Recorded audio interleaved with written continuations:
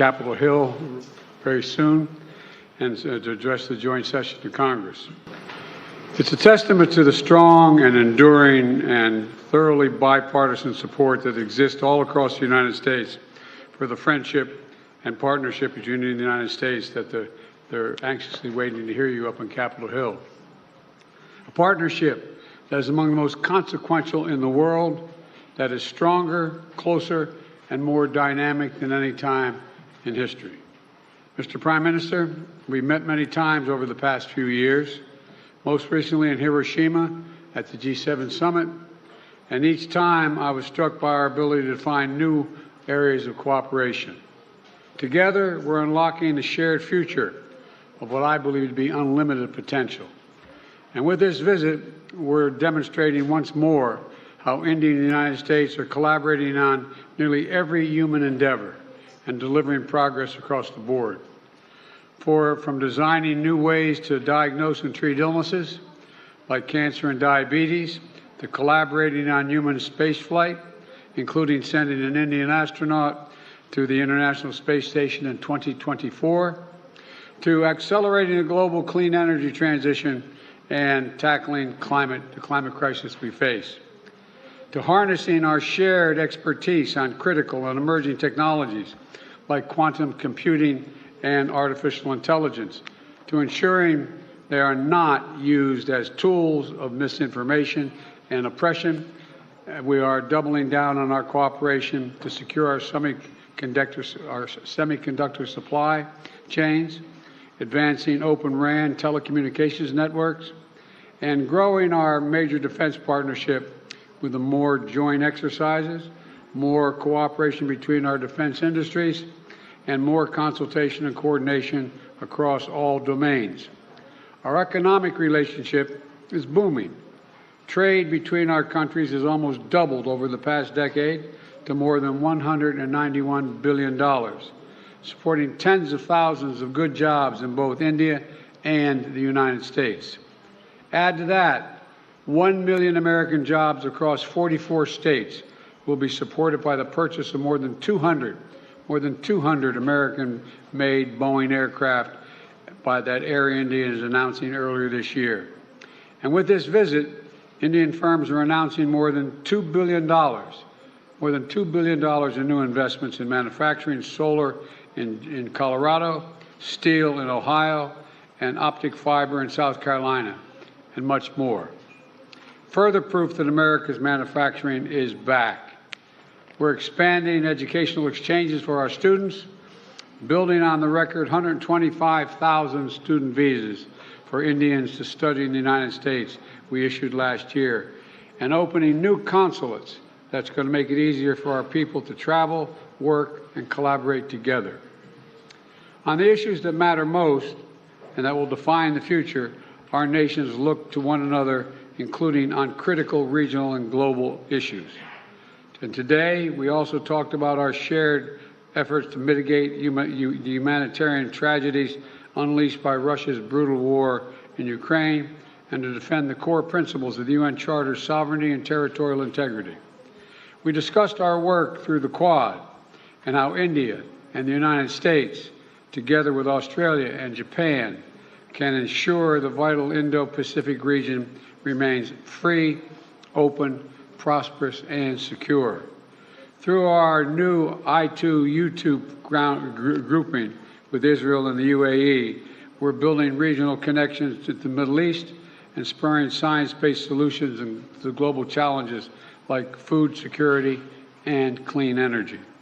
And this year, under India's leadership of the G20, we're putting sustainable development at the center of the agenda. We're delivering meaningful action on low and middle-income nations, including multilateral development bank reform, debt relief, and building resilient and equitable health systems. The bottom line is simple. We want people everywhere to have the opportunity to live in dignity. And let me close with this. Indians and Americans are both peoples who innovate and create, turn obstacles into opportunities, who find strength in community and family, and who cherish freedom and celebrate the democratic values of universal human rights, which face challenges around the world and in each of our countries, but which remain so vital to the success of each of our nations. Press freedom, religious freedom, tolerance, diversity. India now is now the most populous country in the world. It's a democracy. We understand that it is the brilliance and the backbone of our people, as diverse and talents and traditions that make us strong as a nation. It's democracies that do that. We see that so clearly here in the United States, where a vibrant Indian American community of more than 4 million strong contributes every single day to the writing of the future of our nation. Indian Americans of every background and faith, representing the full diversity of India, are pursuing their American dream while maintaining deep connections for their Indian heritage and families. That makes us all stronger. That is a cornerstone of this essential partnership between India and the United States. And that is why I know the friendship between our nations is only going to grow as we face the future together. Mr. Prime Minister, the floor is yours.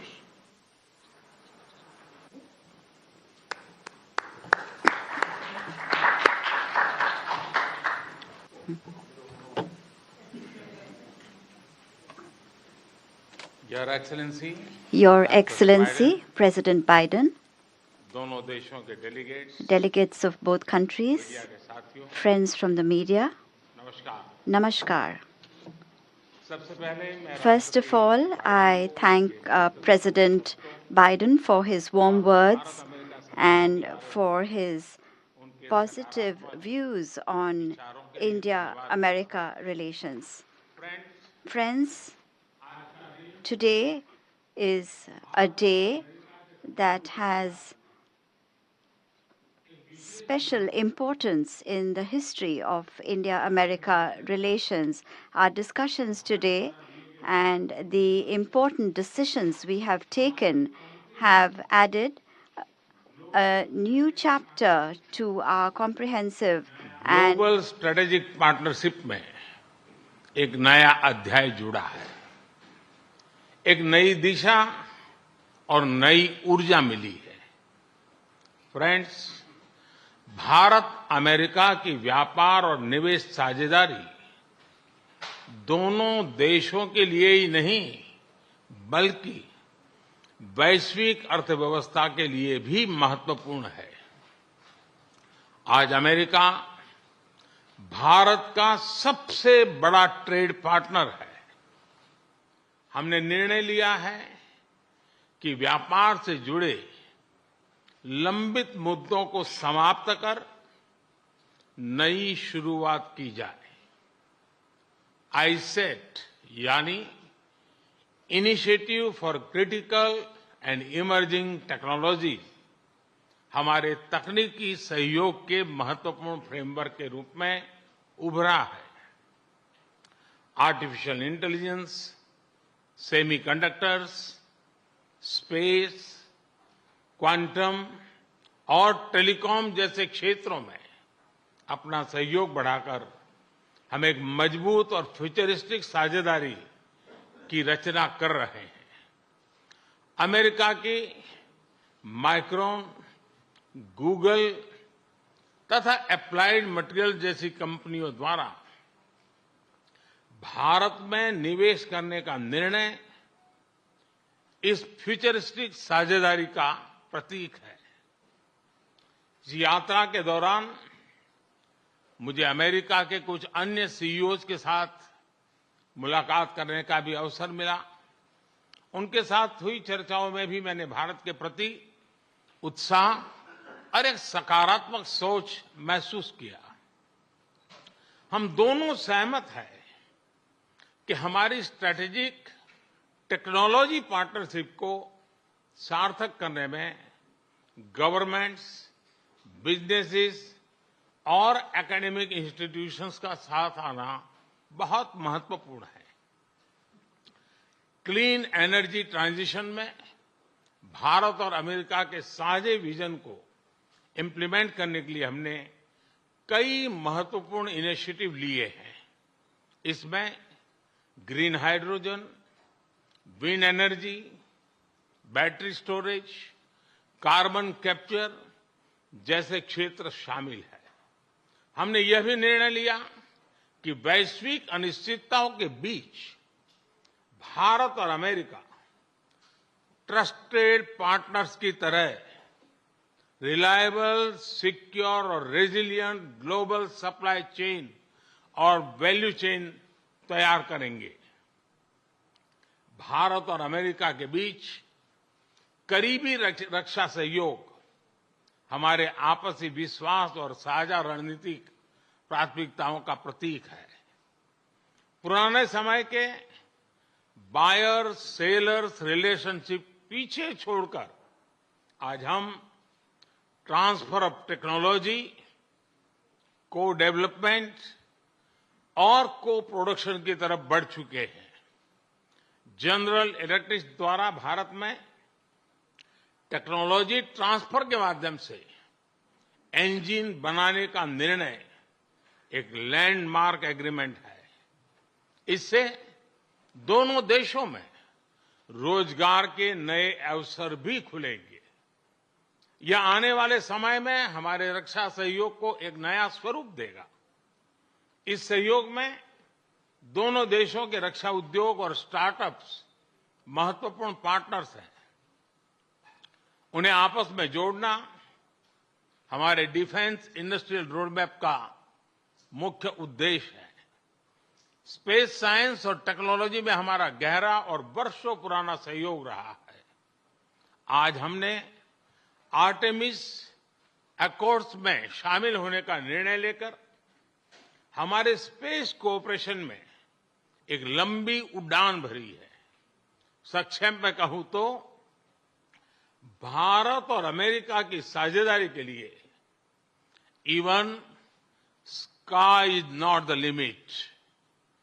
Friends, हमारे संबंधों का सबसे महत्वपूर्ण स्तंभ हमारे people to people ties है। भारतीय मूल के 40 लाख से भी ज्यादा लोग आज अमेरिका की प्रगति में महत्वपूर्ण योगदान दे रहे हैं।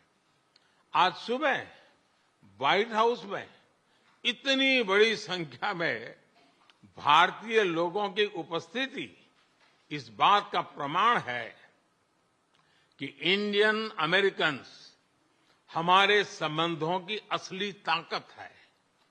इन संबंधों को और गहरा करने के लिए हम अमेरिका द्वारा बेंगलुरु और अहमदाबाद में कॉन्सुलेट्स खोलने के निर्णय का स्वागत करते हैं।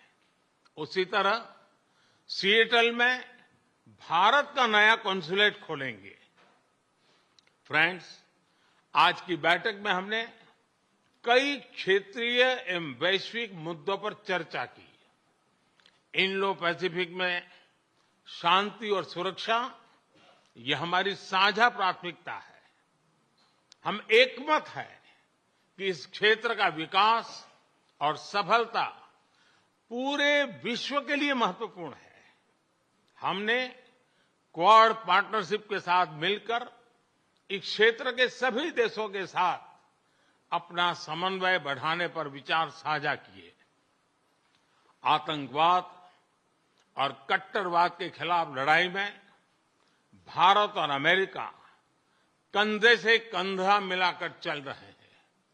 हम सहमत हैं कि क्रॉस बॉर्डर टेररिज्म को समाप्त करने के लिए ठोस कार्रवाई आवश्यक है। कोविड महामारी और यूक्रेन संघर्ष से ग्लोबल साउथ के देश विशेष रूप से पीड़ित हुए हैं। हमारा मत है कि इन समस्याओं के समाधान के लिए सभी देशों का एकजुट होना अनिवार्य है।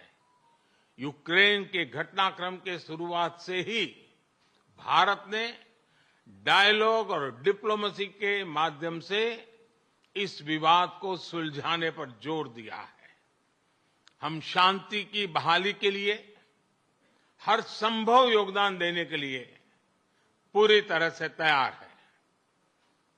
भारत की G20 की अध्यक्षता में हम one earth one family, one future, उस पर बल दे रहे हैं। ग्लोबल साउथ की प्राथमिकताओं को आवाज दे रहे हैं। मैं राष्ट्रपति बाइडेन का धन्यवाद करता हूं कि उन्होंने अफ्रीका को G20 का पूर्ण सदस्य बनाने के मेरे प्रस्ताव पर समर्थन जताया है।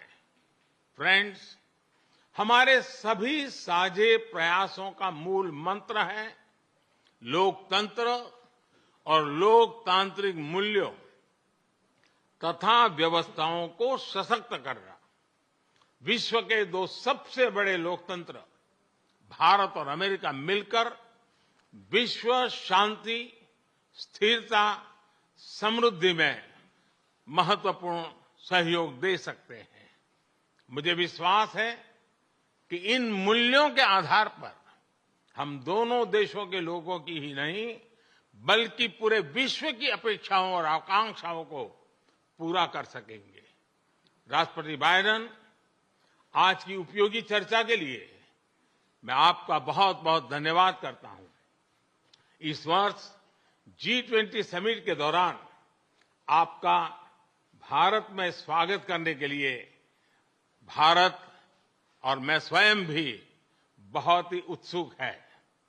और जैसा राष्ट्रपति जी ने कहा, हम लोगों को मुझे जाना है बाद में कांग्रेस को एड्रेस करने के लिए, और इसलिए ज्यादा अधिक समय न लेते हुए मैं मेरी बात को विराम देता हूं।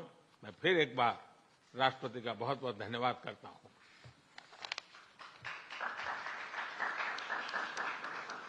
Well, the Congress is actually waiting to, and anxiously waiting to hear you. I'm told there are two questioners, Sabrina from the Wall Street Journal and Kumar from the Trust of India. And Sabrina, you first. Thank you, Mr. President. I have a question for the Prime Minister, but first a two-part question for you. Your comments at a fundraiser this week appear to be the first time in recent memory that a sitting U.S. president has called a Chinese leader a dictator. Did those comments about President Xi undermine or complicate the progress your administration has made in maintaining a relationship with China? And secondly, on India, as you raise these broader issues of human rights and democracy, what is your message to those, including some members of your own party, who say that your administration is overlooking the targeting of religious minorities and crackdown on dissent in Prime Minister Modi's country? The answer to your first question is no. When we're talking to our allies and partners around the world, including India, we let the idea of my choosing and avoiding saying what I think is the facts with regard to the relationship with India, with China, is just not something I'm going to change very much.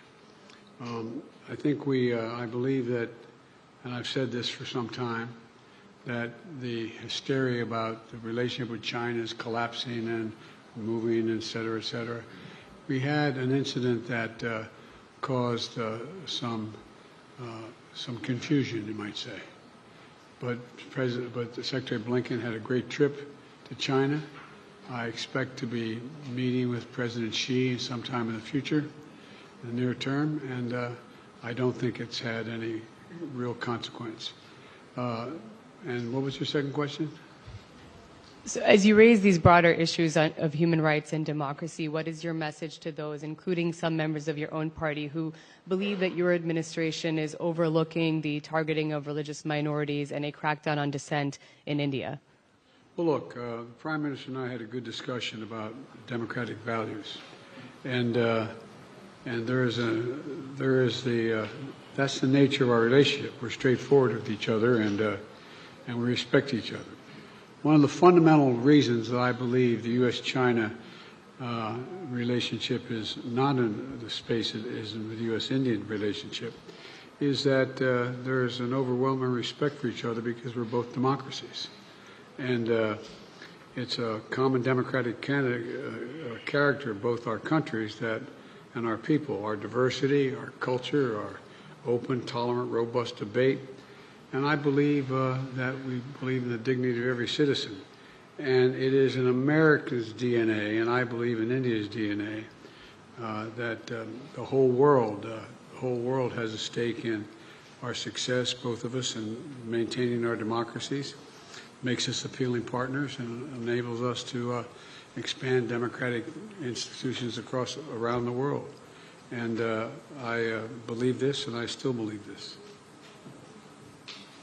Mr. Prime Minister, India has long prided itself as the world's largest democracy, but there are many human rights groups who say that your government has discriminated against religious minorities and sought to silence its critics. As you stand here in the east room of the White House, where so many world leaders have made commitments to protecting democracy, what steps are you and your government willing to take to improve the rights of Muslims and other minorities in your country and to uphold free speech?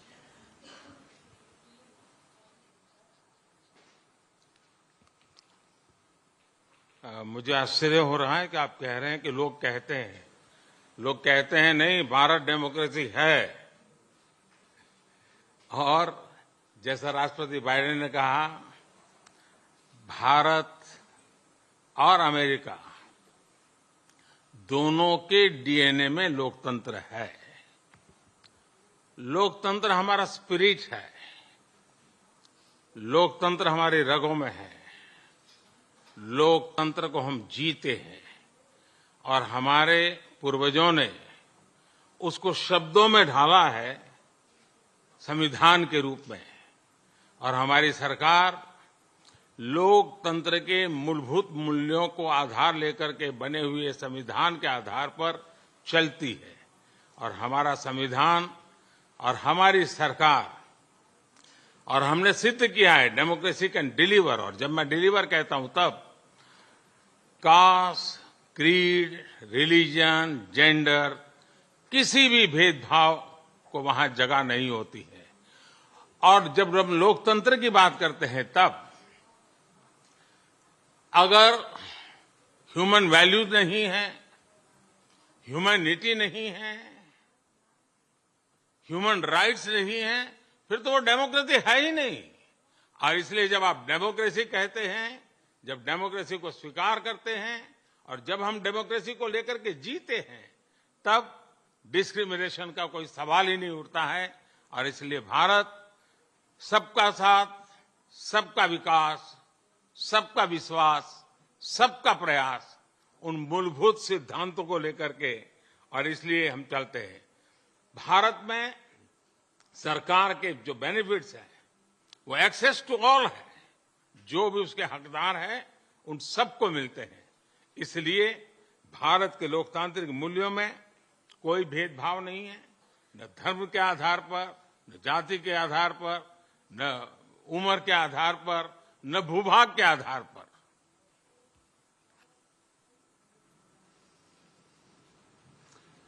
Kumar. Yeah, thanks a lot, sir. Sir, my question is on the issue of climate change. Both countries have spoken strongly about the need to tackle the climate change, but there is a view. Both countries have spoken about the challenge of climate change, but there is a view that ambitious targets are set, but implementation is found often lacking. And there is also a criticism of lack of technological transfer, financial transfer from the developed countries to the developing nations. How do you both leaders see the way ahead on this pressing issue? Well, first of all, I think it is the existential threat to humanity, climate change. It's the most serious problem we face as human beings.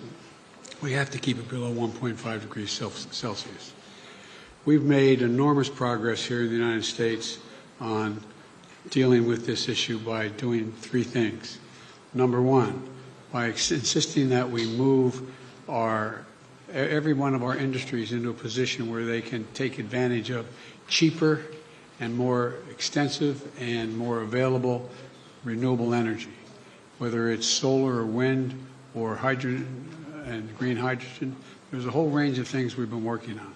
In addition to that, we find ourselves in a position that what we've done is that we have significantly reduced for example, I made a commitment that we are going to make sure that by 2030, 30% of all our land and sea and oceans were in conservation, could not be developed. We're well on our way to doing that, and that's also absorbing carbon from the air as a consequence of that because of the conservation. We are in a position as well, but we have provided for significant increase in funding for a whole range of issues, but not just for the United States, but for the rest of the world. For example, we're working with the G7 to provide for infrastructure work for dealing with global warming in the continent of Africa. In Angola, building the largest solar project, moving ourselves, having railway to go all the way across the southern two-thirds, from the Atlantic Ocean to the Indian Ocean in Africa, to be able to transport and do it cheaper and do it with less, how can I say it, less carbon emissions. We're trying to work with other countries to maintain their carbon sinks so they don't have to develop them like we did in causing pollution, and we're trying to figure out how to work out to pay them not to develop certain areas like the Amazon and Brazil. But there's a lot of technology that's available that we're sharing and we share with one another. We've learned how to do solar energy, which is considerably cheaper than it is for fossil fuels.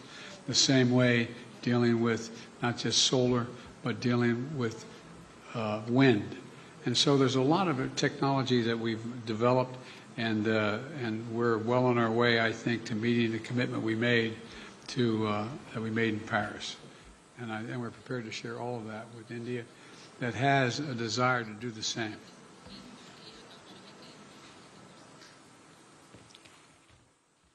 Excellency, आपने सही कहा। जहां तक भारत का सवाल है, environment, climate, ये हमारे सांस्कृतिक परंपरा में अत्यंत महत्वपूर्ण स्थान है उसका।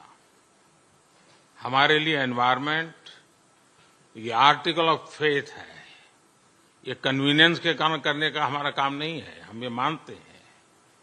हम एक्सप्लॉइटेशन ऑफ नेचर में विश्वास नहीं करते हैं। पूरे सृष्टि को चलाने के लिए मिल्किंग ऑफ नेचर तक तो चल सकता है, लेकिन एक्सप्लॉइटेशन ऑफ नेचर नहीं चल सकता है। हम इस पक्ष में रहे हैं और उसी के मूल पर आधार पर भारत अपने लिए करता है, इतना ही नहीं, हम कुछ ग्लोबल इनिशिएटिव भी ले रहे हैं। आपको मालूम है, G20 देशों ने पेरिस में जो प्रॉमिस किया था, सभी G20 देशों में अकेला हिंदुस्तान है जिसने पेरिस में जो प्रॉमिस किए थे वो सारे प्रॉमिस पूरे किए हैं। इतना ही नहीं, सोलर एनर्जी के क्षेत्र में हमने ग्लासगो में रिन्यूएबल एनर्जी के क्षेत्र में 500 गीगावाट का टारगेट रखा है। हमने 2030 तक भारत की रेलवे का नेट जीरो का लक्ष्य रखा है। और भारत की रेलवे कहने के बाद आपको उसका स्केल पता होना चाहिए। भारत की रेलवे का मतलब है कि हर दिन मेरे यहां रेल के डिब्बे में पूरा ऑस्ट्रेलिया होता है। इतना बड़ा मेरा देश है और वहां मैं 2030 तक रेलवे को नेट जीरो लेकर के चल रहा हूं। उसी प्रकार से जो हमने सोलर एनर्जी के टारगेट तय किए थे, हमने इथेनॉल के टारगेट तय किए थे 10% का, वो समय से पहले पूरा कर दिया। हम 20% इथेनॉल ब्लेंडिंग की दिशा में आगे बढ़ रहे हैं। हम ग्रीन हाइड्रोजन को इनिशिएट कर रहे हैं और भारत ग्रीन हाइड्रोजन हब बने, उस दिशा में हम काम कर रहे हैं। हमने दुनिया के लिए इंटरनेशनल सोलर अलायंस उसका हमने लॉन्च किया और आज दुनिया के कई देश उसमें भारत के साथ मिलकर के आगे बढ़ रहे हैं। हमने जो आइलैंड कंट्रीज है उनको स्पेशली सोलार के क्षेत्र में मदद करके उनको एक नया विश्वास दिया है कि हम आपकी कठिनाइयों में आपके साथ हैं। भावी किसी भी संकट के लिए हम आपकी इस चुनौती को पार करने के लिए हमारी जिम्मेवारियां निभाएंगे, आपको भी मदद करेंगे। हम वो देश हैं जिसने एक और नया क्षेत्र हाथ लिया है। हम देख रहे हैं कि नेचुरल कैलेमिटी के कारण आज मनुष्य मृत्यु की चर्चा तो होती है, लेकिन इंफ्रास्ट्रक्चर का इतना नुकसान होता है जो 50-50 साल तक भरपाई नहीं हो सकता। और इसलिए ये जो क्लाइमेट चेंज के कारण जिस प्रकार का संकट आ रहा है, तो ऐसा इंफ्रास्ट्रक्चर बनना चाहिए जिसमें रेजिलियंस हो, और इसके लिए CDRI हमने एक ग्लोबल ऑर्गेनाइजेशन को जन्म दिया है। और आपको पता होगा, मैंने ग्लासगो के अंदर एक विषय रखा है दुनिया के सामने, और जिसको पिछले दिनों UN सेक्रेटरी जनरल और मैंने उसको लॉन्च किया है, वो है मिशन लाइफ। और जब मैं लाइफ कहता हूं तब life style for environment. Her individual को प्रो क्लाइमेट, प्रो एनवायरमेंट अपना जीवन जीने का तरीका डेवलप करना होगा। इतने बड़े संकट के लिए उस दिशा में भी हम काम कर रहे हैं, और मुझे विश्वास है कि भारत ने जो आज इन क्षेत्रों में काम शुरू किया है, इसलिए नहीं कि भारत ने दुनिया के एनवायरनमेंट को बुरा किया है, लेकिन हम इसलिए कर रहे हैं कि हमारी भावी पीढ़ी की हमें चिंता है। हम हमारी भावी पीढ़ी को ऐसा विश्व नहीं दे सकते हैं कि जिसके लिए उसके लिए जीना कठिन हो जाए। और इसलिए एक ग्लोबल रिस्पॉन्सिबिलिटी के रूप में भारत ने खुद ने कुछ बुरा नहीं किया है, तो भी अच्छा करने में, योगदान देने में हम अग्रिम भूमिका निभा रहे हैं, और हम आगे भी निभा रहेंगे।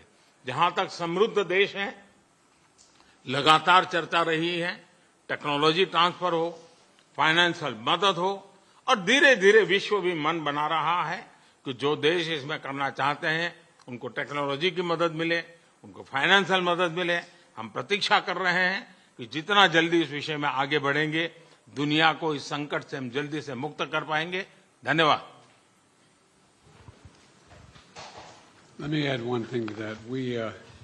We have caused damage in the United States the way we developed over the last 300 years.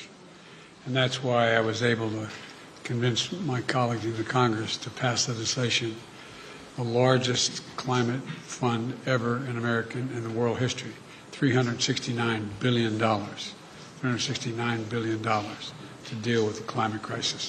And we're doing it extensively now, and I think you're going to see significant progress. Thank you all very, very much.